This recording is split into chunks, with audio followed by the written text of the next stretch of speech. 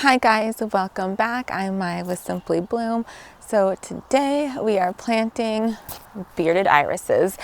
I've never planted them before. I did some research. I watched an incredible video by Northland Flower Farm. I'll leave her video link below, but she has this whole iris planting guide and I learned so much. So I'm hoping to share that info with you, and then also definitely go check out her video because it was incredible as well. So I have 4 different types of bearded irises. For the longest time, I never liked bearded irises. I would see them and I'm just like, they're fine. But then I think it really started last year. Last year I really started to love them, and then this spring I just couldn't get enough. I was just like, give me more, I want more. So I found 4 different varieties. I've had them since beginning of May, and I just haven't planted them. I had foot surgery, so I was out for 3 weeks right at the beginning of the garden season, so that's just put me behind. But today we are getting these in the ground. So let me go through and show you what varieties I have. Okay, I have 2 of every variety. So just starting left and moving right, I have the That's All Folks Tall Bearded Iris. Now, when you go through and plant them, normally, according to Northland Flower Farm, you want to go through and cut the leaves about this high. And because, that's a lot of leaf structure to just support and keep well watered. So if you cut it off about yay high, then that sends all the energy into the roots and getting established rather than trying to keep them alive. So I will be planting them leaf and all, just to kind of see the height wise where I want to put them, and then once they are planted, then I will come through and trim them back. But I love this one. This one bloomed on my front porch this spring, pot and all, and the blooms were like the size of my head. I loved it. And then moving on to this one, Breakers, which is just a beautiful deep purpley blue. Loved that one. And I just realized that this variety doesn't have a tag. I am so sad. I wonder if I took a picture. I might have taken a picture of the tag when I bought it. I tried to just go with the pots that had the healthiest looking rhizomes, and it looks like both of these don't have a tag in them. But it was this gorgeous yellow, kind of a pastel yellow, and the outsides were kind of kissed with this purple edging. It was gorgeous. And then I saw this variegated one and I just couldn't resist. That is gorgeous. This is the Albo Variegata Sweet Variegated Iris.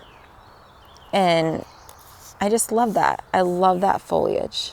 So when you plant irises, it's important that you do not plant the rhizomes too deep. If you plant it too deep, it's a lot like peonies where you won't get any blooms, or the rhizome will actually rot and you'll lose the iris altogether.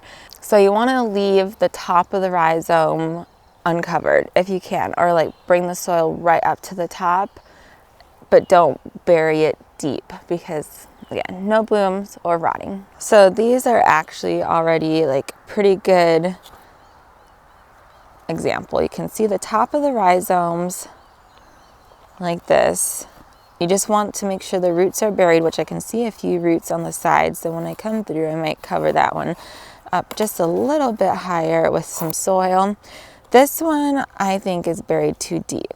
You can see the soil's over top. I can't even see the rhizome. So when I plant these, I think I will move some of the soil just so it's not planted as deep. That one's better. You can still see the top of the rhizome. And as far as plant spacing, you can plant them up to 12 inches spacing apart. However, you will have to divide sooner. So 12 inches, divide sooner, or you can plant them further apart and you won't have to divide as often. Recommended to divide every 3 to 5 years, or just like when you see the blooms start to dwindle, that's another good sign that they need to get divided. So I'm just going to place these about and get to planting.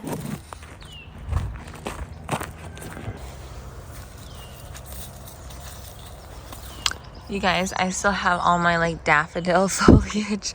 So when I come through and plant this and cut the leaves back, I will be cutting out the daffodils and tulips.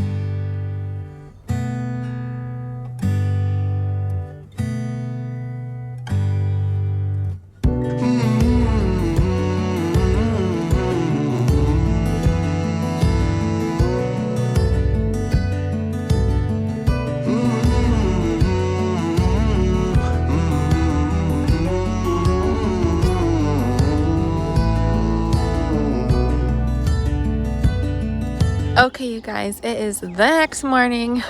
I finished up planting most of the bearded irises yesterday. There's two that I didn't plant. I have placed somewhere, but I didn't plant them yet because I'm kind of like feeling the waters, testing the waters a little bit.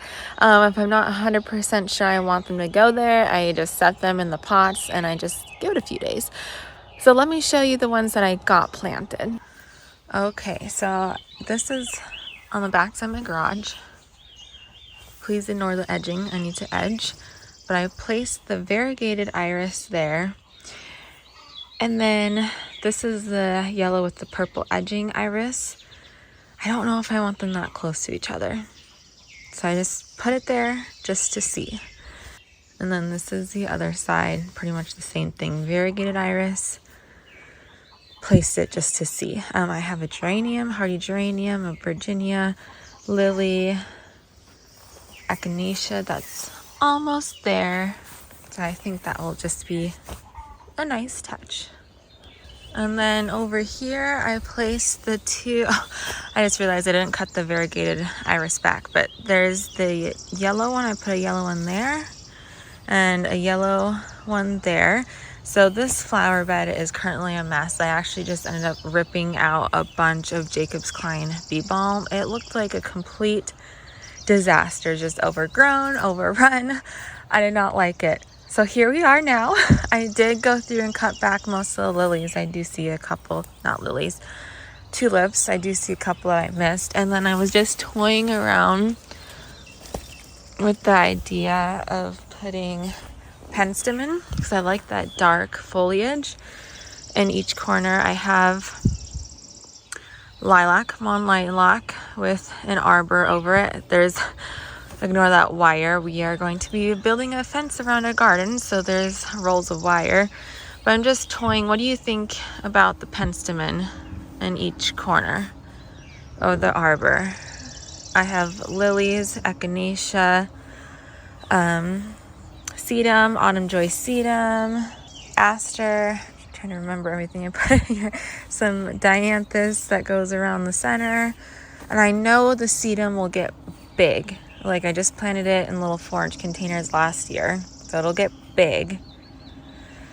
I think I like that dark foliage, but I think I might take it out. I don't know. Let me know what you guys think. And then right here, I put the two dark blue, I cannot remember, breakers irises. So right there, I have a clematis. It's a pretty pinkish color. I suppose I can give you the name. Jeez. Dr. Ripple. So I'm hoping to train that up the lattice of my deck. And then right here is a beautiful rose that I plan on moving. I need to deadhead it. It just finished its flush. It's the Above and Beyond rose. I got a little clip of when it was full bloom. Absolutely gorgeous. I plan on moving that rose to an arbor on one side because it's a climbing rose, gets 10 to 14 feet tall. So that rose on one side and then like a dark purple clematis on the other. I have a vanilla strawberry hydrangea that I need to do some work. I still have leaves around there. I have some, I don't know, I feel like it didn't come back very well. There's like a bunch of dead branches. So yeah, anyways, so imagine a big hydrangea with a little cluster of lilies. I want to put something in that corner. I'm not sure what. Give me ideas. And then I have a sumac that is like tripled since last year. Sorry, I have all this. You guys, our lawnmower was out of service, so grass is super long. I have not edged this flower bed yet this year, so I plan on coming and edging it. But I have so many plants to get in the ground, so I'm planning on just planting. There's my shadow. Hi. And then once everything's in the ground, then I'll come back and edge. But anyways, I'm thinking of ripping out that sumac because the sumac, I don't know what kind it is. It's so invasive. We have suckers popping up all over the house. We have them coming up through our deck from underneath. It's just, they're gorgeous. I love how they look. But I'm just trying to get rid of them because they are so invasive. So my plan is to get rid of that sumac, maybe move the ajuga because I want to put a David Austin rose right there.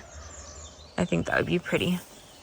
But that is it, you guys. Thank you so much for watching. I'm so excited to see these bloom next spring. I think it's just going to be beautiful to have another spring interest. I don't have a whole lot of spring interest in my garden, so I'm really excited to be increasing the spring interest. But that is it. Thank you so much for watching, and I hope you have a great day. Bye.